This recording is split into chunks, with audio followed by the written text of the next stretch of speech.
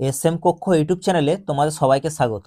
দেখো আজকে তোমরা জানো যে আমি প্রতিদিন সকালে 10টার সময় নেটের জন্য 2-4 মিনিট লেট হয়ে যায় আর কি কারেন্ট অ্যাফেয়ার্স ক্লাস তোমাদেরকে দিচ্ছি এসএম কক্ষ চ্যানেলে, ঠিক আছে? আজকে হচ্ছে 6 এপ্রিল। আর আমি যে সমস্ত কারেন্ট অ্যাফেয়ার্স গুলো দিচ্ছি এখানে দেখো এসএসসি হোক, রেলওয়ে হোক, ব্যাংকিং হোক, তোমরা যে কোনো এক্সামের জন্য প্রিপারেশন নাও না কেন, ভেরি ভেরি ইম্পর্টেন্ট। আমি দেখো 100% পরীক্ষা ভিত্তিক এখানে বিষয়গুলো আনি, ঠিক আছে? সম্পূর্ণ তথ্য এবং ডেটা পয়েন্ট সমেত তোমাদেরকে ব্যাখ্যা করি, তোমরা দেখেছো। সুপার ফাস্ট রিভিশন আমি দিচ্ছি।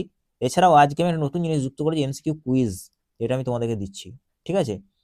এবং তোমরা যদি চাও তাহলে আমাকে জানাবে, তাহলে আমি মাইন্ড ম্যাপটাও দিয়ে দেবো, মানে কারেন্ট অ্যাফেয়ার্সের যে মাইন্ড ম্যাপ, ঠিক আছে?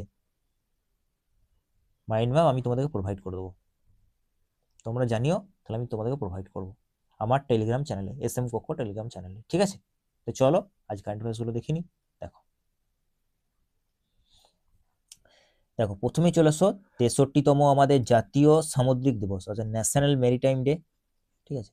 কবে পালিত হলো? 5 এপ্রিল, মানে কাল, ঠিক আছে? 63তম সংস্করণ, এটা মনে রাখবে, এটা ইম্পর্টেন্ট। আর তোমরা জানো এনটিপিসি এক্সামে এবছরে যারা যারা দিয়েছো তারা জানো প্রত্যেকটা পরীক্ষার থিম জিজ্ঞেস করেছে, তাই থিমটা ভেরি ভেরি ইম্পর্টেন্ট। 2026-এর থিম কি? মেরিটাইম ইন্ডিয়া এম্পাওয়ারিং প্রোগ্রেস, ঠিক আছে? Maritime India empowering progress. তাৎপর্য একবার দেখে নাও, এটা অতটা ইম্পর্টেন্ট নয়, অবশ্য দেখে নাও। ভারতের সমুদ্র খাতের অগ্রগতি এবং দেশের অর্থনীতিতে এর বিশাল অবদানকে সম্মান জানানো, ঠিক আছে? এই দিনটা এইভাবে পালন করা হয় এই জন্য, ব্যাস। থিমটা কবে পালিত হলো, কত নম্বর সংস্করণ, এটাই মনে রাখবে। দেখো নেক্সট চলে এসো, চিন্তা নেই, তোমরা পুরোটা দেখো, আমি আবার একবার রিভাইজ করাবো। দেখো, প্যারা আর্চারিতে ভারতের বিশাল সাফল্য, কি সাফল্য অর্জন করে? দেখো খেলোয়াড়ের নাম কি? শ্যাম সুন্দর স্বামী। তাহলে দেখো পরীক্ষা ইম্পর্টেন্ট, এটা একটা পয়েন্ট, যে শ্যাম সুন্দর স্বামী কোন খেলার সঙ্গে যুক্ত, তাহলে মনে রাখবে প্যারা আর্চারি মানে দেখতেই পাচ্ছ তীরন্দাজ, ঠিক আছে? ভেরি ভেরি ইম্পর্টেন্ট এটা। কোন টুর্নামেন্ট দেখে নাও, এখানে দেওয়া আছে, টুর্নামেন্টের নামটা মনে রাখবে ওয়ার্ল্ড আর্চারি প্যারা সিরিজ, ঠিক আছে? আয়োজন স্থল কোথায় হলো? ব্যাংকক। কোথায় অবস্থিত? থাইল্যান্ডে। তাহলে ওটা মনে রাখবে কোথায় আয়োজিত হলো প্যারা আর্চারিটা খেলাটা, ঠিক আছে? আর দেখো ইভেন্টের নাম মনে রাখবে compound men's individual, very very important এটা। সব থেকে ইম্পর্টেন্ট যদি বলো তাহলে এটা, খেলোয়াড়ের নামটা মনে রাখবে শ্যাম সুন্দর স্বামী কোন খেলার সঙ্গে যুক্ত? প্যারা আর্চারি। তাহলে এটা মনে রাখবে ভেরি ভেরি ইম্পর্টেন্ট, যে শ্যাম সুন্দর স্বামী কোন খেলার সঙ্গে যুক্ত? প্যারা আর্চারির সঙ্গে যুক্ত, তীরন্দাজি।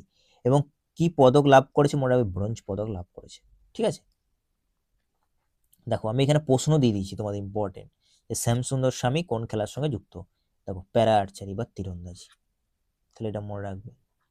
আজকে আমি তোমাদের ইম্পর্টেন্ট যে কারেন্ট অ্যাফেয়ার্স সেগুলো নিয়ে এসেছি, ঠিক আছে? দেখো নেক্সট দেখো 7 নম্বর ন্যাশনাল সাব জুনিয়র অনূর্ধ্ব 17 চ্যাম্পিয়নশিপ, এটা শুরু হলো কোথায় হচ্ছে? দেখো ভারতে হচ্ছে, আমাদের নাগপুরে, ঠিক আছে? দেখো এখানে ম্যাপে দিয়ে দিচ্ছি মহারাষ্ট্রের যে নাগপুর, সেখানে স্টার্ট হলো, ঠিক আছে?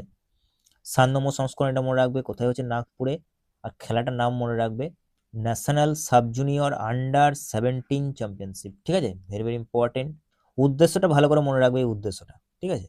তরুণ ও উদীয়মান প্রতিভাদের জন্য একটা জাতীয় স্তরের মঞ্চ তৈরি করা, যেখান থেকে ভবিষ্যতের তারকা ক্রীড়াবিদরা উঠে আসবে, ভবিষ্যতে যে তারকা ক্রীড়াবিদ তারা উঠে আসবে, ওই জন্যই করা হয়েছে। ভেরি ভেরি ইম্পর্টেন্ট এটা। তাহলে দেখো প্রশ্নের জন্য দেখো আমি দিয়ে দিচ্ছি এখানে একটা, স্টেট বা পিসিএস এক্সামের জন্য কিন্তু ভেরি ভেরি ইম্পর্টেন্ট, যে 7 নম্বর সাব জুনিয়র অনূর্ধ্ব 17 চ্যাম্পিয়নশিপ কোথায় আয়োজিত হলো? নাগপুরে, এটা একটু মনে রাখবে। দেখো নেক্সট চলে এসো, দেখো খেলাধুলার আজকে অনেকগুলো নিউজ আছে। লং জাম্পে সোনা জিতলো কে? মুরলী শঙ্কর, ভেরি ভেরি ইম্পর্টেন্ট, মুরলী শঙ্কর। তাহলে খেলোয়াড়ের নাম হচ্ছে মুরলী শঙ্কর। টুর্নামেন্টের নামটা মনে রাখবে ইন্ডিয়ান অ্যাথলেটিক্স সিরিজ 2026, ইভেন্টটা হচ্ছে লং জাম্প। তাহলে দেখো পরীক্ষায় এই ধরনের প্রশ্ন পড়ে, যে মুরলী শঙ্কর কোন খেলার সঙ্গে যুক্ত? তা মনে রাখবে লং জাম্পের সঙ্গে যুক্ত। এবং ইনি স্বর্ণ পদক জিতেছে, মানে গোল্ড গোল্ড জিতেছে। কত metre? 8.15 metre, very very important এটা, কত মিটারে জিতেছে, ঠিক আছে?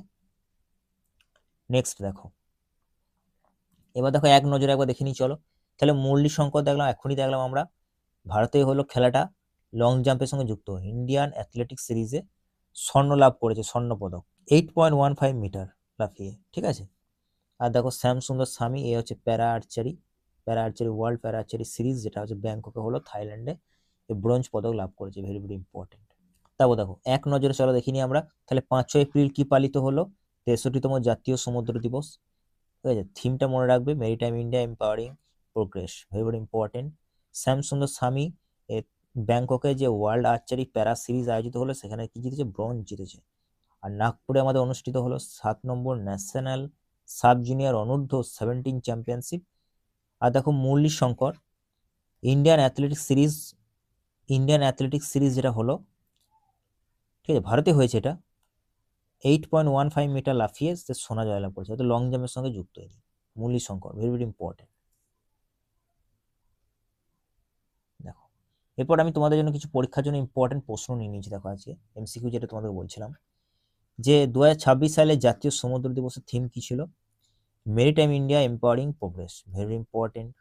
তারপর দেখো ওয়ার্ল্ড হচ্ছে প্যারা আর্চারি সিরিজে ব্রোঞ্জ জয়লাভ করলো কোন ভারতীয় বলো? দেখো শ্যামসুন্দর স্বামী, মনে রাখবে। আর দেখো মুরলী শঙ্কর, ঠিক, ইন্ডিয়ান অ্যাথলেটিক্স সিরিজ 2026-এ কত মিটার দৌড়ে স্বর্ণ পদক লাভ করেছে? তাহলে 8.15 মিটার, ভেরি ভেরি ইম্পর্টেন্ট, তাই তো। তাহলে দেখো আজকে ছিল আমাদের এই পর্যন্ত ক্লাস। তোমাদের ক্লাস কেমন লাগছে অবশ্যই কমেন্ট করে জানিও। আর তোমরা যদি পিডিএফ চাও আমাকে সেটাও জানিও, আমি তোমাদেরকে টেলিগ্রাম চ্যানেল প্রোভাইড করে দেবো। দেখা হবে নেক্সট ক্লাস।